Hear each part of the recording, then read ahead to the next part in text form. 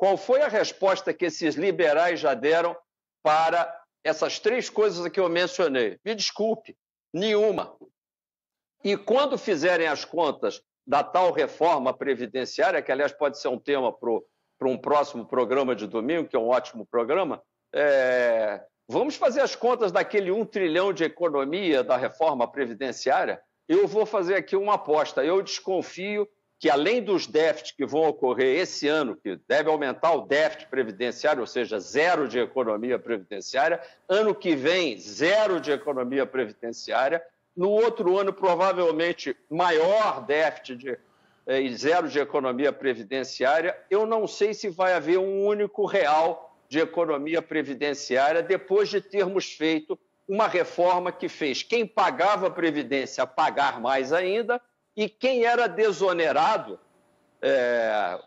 BPS, MEI, Fundo Rural, etc., militares, continuaram privilegiados. E, portanto, é o país dos privilégios, pessoal. Não pode dar certo nunca. Essa foi a reforma previdenciária que nós aprovamos. Nós já estamos com o nosso próximo convidado conosco, mas é o seguinte, vamos lá, rapidinho, então. O Schiller tem uma pergunta, rapidinho, eu vou pedir que o Dr. Paulo Rabelo de Castro responda rápido também, o Eduardo tem outra e o Marcelo mais uma. Vamos rapidinho aí. Não, teria uma série de perguntas do Dr. Paulo, mas muito rápido. Eu fiquei muito curioso da sua posição sobre a PEC do teto. Quer dizer, hoje é uma série de críticas aí à PEC do teto. Tem muita gente tentando furar a PEC também, tentando furar o teto de todos os lados aí. A regra é errada. Isso é tema para uma outra conversa. Eu falei para o presidente Temer, na época, que a regra estava errada. Não pode atrelar uma PEC, um teto de gasto à taxa de inflação.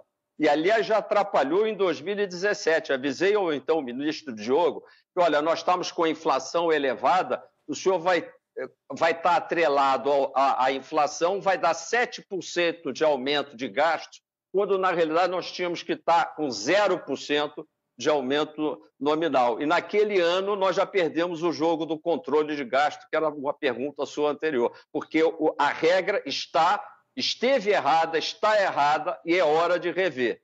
PIB nominal, uma fração do PIB nominal, 60%, 70% do PIB nominal. No ano como esse, Fernando, em que a gente tem queda do PIB real, nós vimos, se você fizer a conta rapidinho, nós tínhamos que ter aí um controle de gastos, um corte da ordem de 5%. Aí, numa hora dessa, os ministros supremos iam ter que se virar para acomodar esse corte de 5%. E que não é nenhum corte, não é nenhum bicho de 7 cabeças, porque aqui em casa eu cortei mais de 5%. Na sua casa, provavelmente também.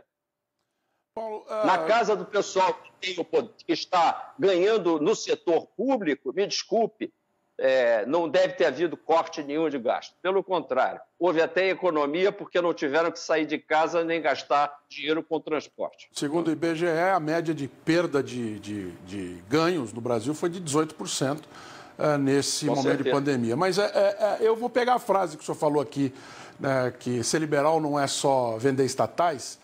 Por que sempre se começa por esse lado, essa discussão, sendo que a gente tem vindo nesse processo de diminuir o Estado, inclusive nos governos petistas? A gente também teve processo de, se não foi de venda, foi de, por exemplo, processo de pedágios, teve passagem para iniciativa privada, também teve de concessões de aeroportos, por exemplo.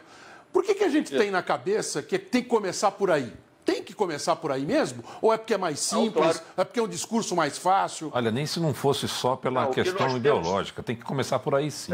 Não, deixa o Paulo responder. Claro.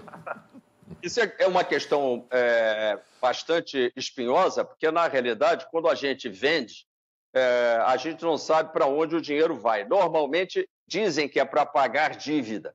A gente ouve essa história desde o início dos anos 90. Mas a grande economia que o governo fez, quando a fez, foi quando ele fez um programa de contenção de despesas. A grande economia que o processo de privatização deu é do ponto de vista operacional. Ao se dar mais operacionalidade às empresas estatais quando elas passaram para as mãos privadas. Mas, como contra-exemplo, para não ir mais atrás, e em parte pode-se até citar alguns casos, mas eu vou me fixar no governo Temer, houve uma revalorização do processo de Eletrobras, de Petrobras, e isso tem sido muito positivo, porque na hora de pagar as contas, eu não quero vender as empresas na bacia das almas. Eu quero vender empresas valorizadas. Por quê? Porque o governo deve aos credores do Estado. E aí eu contra-pergunto a vocês, quem são os credores do Estado brasileiro? Os contribuintes da Previdência Social. E isso está escrito no artigo 250 da nossa Constituição, que deve-se constituir um fundo de ativos com todos os direitos, inclusive bens móveis e imóveis, para que os credores do Estado, que somos nós, os contribuintes do regime geral da Previdência Social, tenhamos também o mesmo fundo que o funcionário da Petrobras hoje já tem, que o funcionário do Banco do Brasil tem e que o Funpresp dá para um funcionário público. Cadê o fundo do setor privado? Esse fundo até existe. Ele está previsto no artigo 68 da Lei de Responsabilidade Fiscal, mas nunca foram aportados os recursos necessários. Motivo pelo qual eu fiquei abismado quando o Paulo Guedes disse que não pôde fazer o processo de capitalização da Previdência Social, não foi aprovado na PEC, ele não precisava de PEC alguma. Esse é um segredo de polichinelo que o Brasil... Estou revelando ao Brasil agora nesse programa. É só ir lá no artigo 68 da Lei de Responsabilidade Fiscal ou bater na porta do INSS e perguntar, vocês aqui operam algum fundo?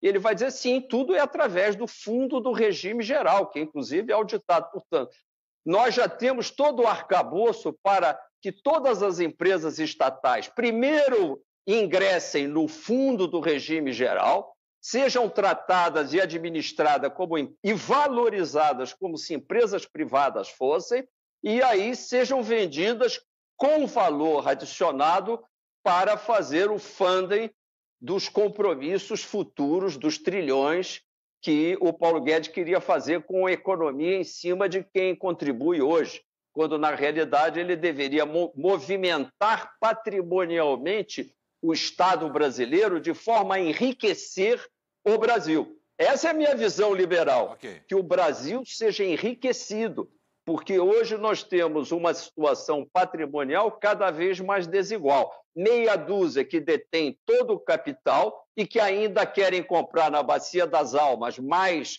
o restinho do que foi investido desde todo sempre, a começar as grandes hidrelétricas brasileiras, durante décadas. Por quem? Pelos meus pais, pelos pais de vocês, pelos nossos avós, e que hoje nós somos os credores disso como credores do Estado, e que a gente vai vender por 10 merréis para o primeiro engraçado que aparecer.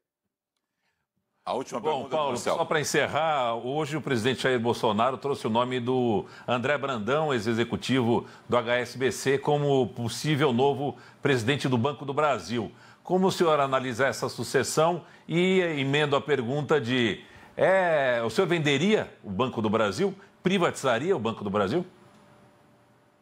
O Banco do Brasil tem que ser um patrimônio do Fundo do Regime Geral da Previdência Social e, obviamente, quando o Fernando Scheller for um dos gestores desse Fundo do Regime Geral, com outros competentes brasileiros que possam não ter esse conflito de interesse, que normalmente, conflito genérico de interesse, essa porta de vai-vem, de bar de faroeste, em que o setor financeiro entra dentro do governo, sai do governo, volta para o governo, e nós estamos sempre sendo administrados pela regra do não, meu caro Felipe, que não pode fazer isso, o país não pode ter grandeza, o país não pode crescer, 1% de crescimento está bom demais, recursos para as micro e pequenas empresas, isso não pode, e fazer o povo escravizado pagar cada vez mais,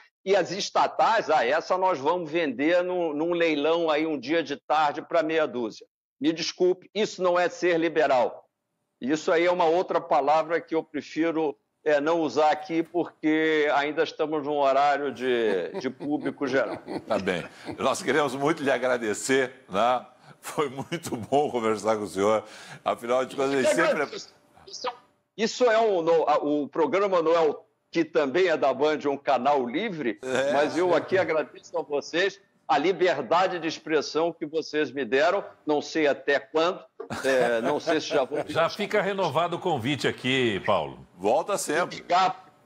Para me dar um grande cala-boca, mas é um desabafo de um brasileiro que acha que o Brasil ainda tem tempo de resgatar a sua grandeza. E grandeza não se faz com ideias pequenas. Perfeito. Grandeza se faz com a pátria se juntando em torno de grandes transformações. E tudo que a gente puder fazer nesse sentido, faremos. Muito obrigado. Abraço.